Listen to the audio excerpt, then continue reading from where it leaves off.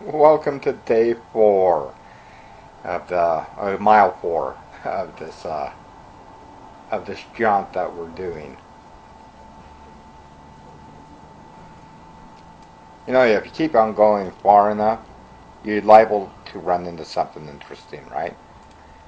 So anyway, here we go. As we're right off here, we have a little bit of art to the left-hand side. Very nice, very nice.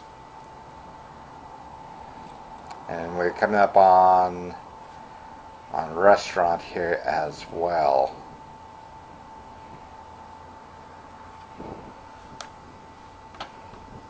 But yeah, just kind of taking my time with this ride here.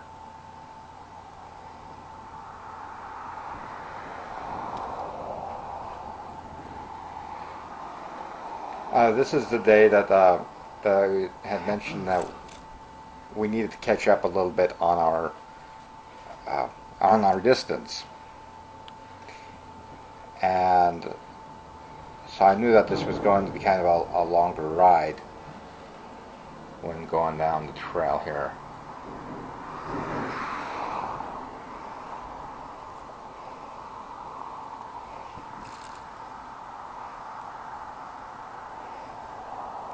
But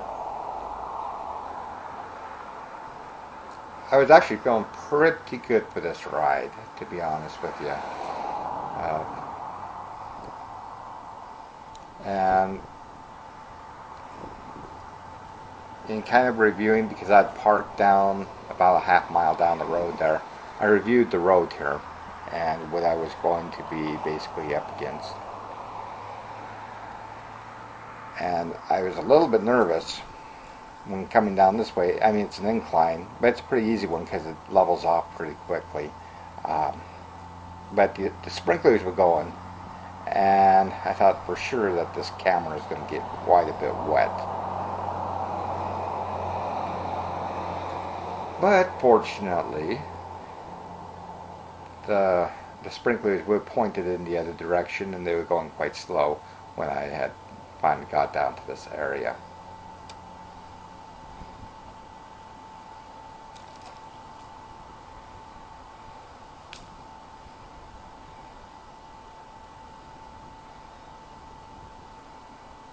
And I actually think I'm getting kind of used to doing this because I'm not like wheezing and huffing so much. I'm breathing heavy, but that's just to keep my breathing right, you know. I saw a runner come down this way, and I thought to myself, should I turn off the camera? But it looks like he was going to take a little bit of a break as I was passing by. So as I saw him coming up, decided just to take a look at the river for a moment. See, that is the river. What's left of it. And then back to the trail. Yeah, what is happening with the river there? It is a lot lower than it should be. Basically, the power company down here, PPL Montana, they had reported to the local news station that one of our dams had been taken down to conduct a routine maintenance on the dam and power plant facilities. Technically, we're supposed to be getting like a new plant, a new plant's building there, and I'm thinking that has something to do with it, and that's scheduled for completion in November. They say that the river itself here, at least the dam, is going to be kind of out of commission until October 5th, which kind of blows my my videos here. If I'm hoping it is only the Black Eagle Dam that it does look out of commission, because it's one of the fun things about doing this trail. They are fixing up the trail here, so gotta avoid some of these hazards. Sorry about this.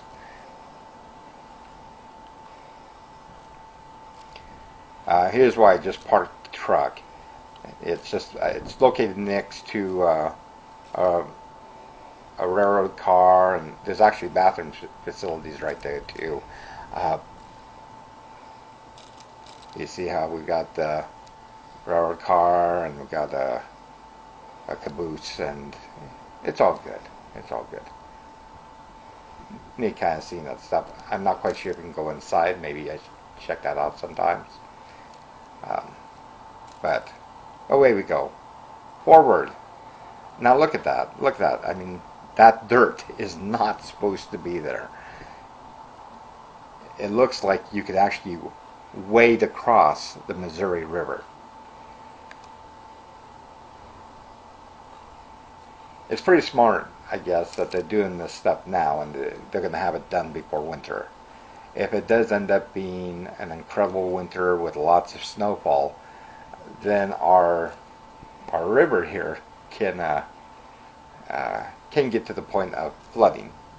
And I mean, it'll freeze over with the cold temperatures, but you know, with the spring thaw, and if it's a rainy spring after a very heavy snowfall winter, then this thing is probably going to have about 4 times as much water in it that it does right now.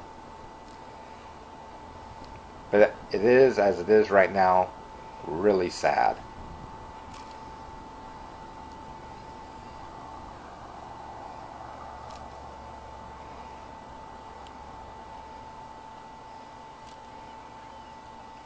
You know, one thing that I have noticed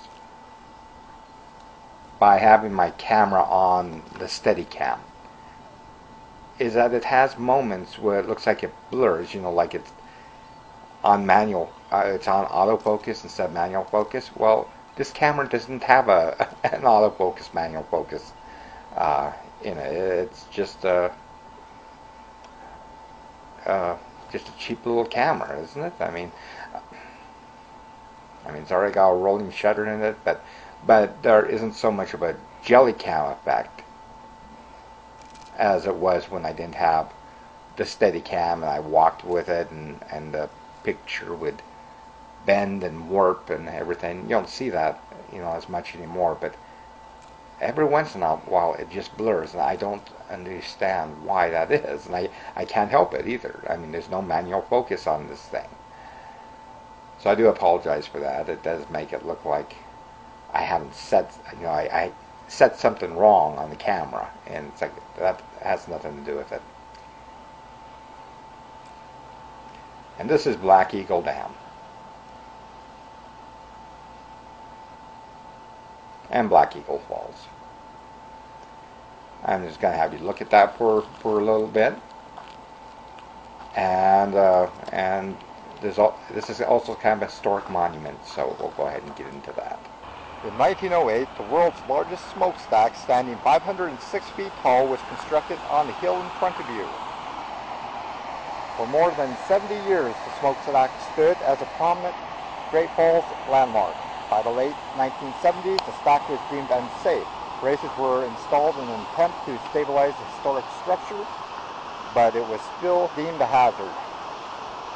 Demolishing the stack required 2 attempts with explosives. The final blast brought the structure down on September 18th of 1982. The Anaconda Mining Company's stack in Great Falls remained the tallest smokestack until 1919, when the taller smokestack, standing 585 feet, was built in Anaconda, Montana. That stack still stands today and is a part of a Montana State Park.